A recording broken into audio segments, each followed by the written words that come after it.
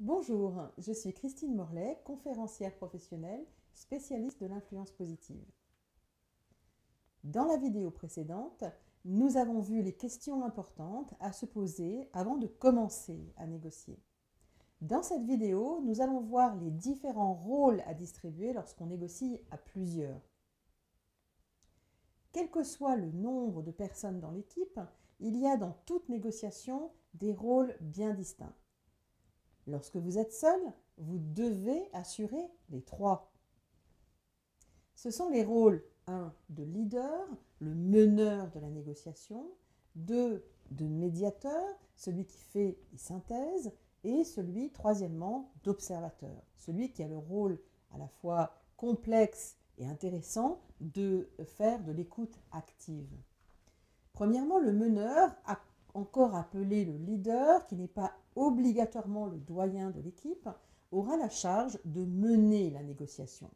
Il ou elle donnera la position de l'équipe, donnera les informations importantes, exprimera les opinions, fera les propositions, les contre-propositions, fera les transactions et finalement assurera la conclusion de l'accord.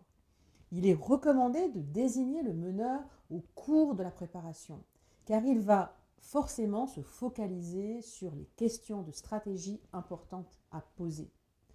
Deuxièmement, le médiateur. Il a la fonction clé de conserver la négociation sur des bons rails. Comment ?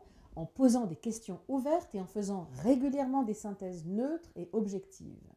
Il pose des questions pour clarifier la discussion, pour obtenir plus d'informations, pour vérifier la bonne compréhension de tous.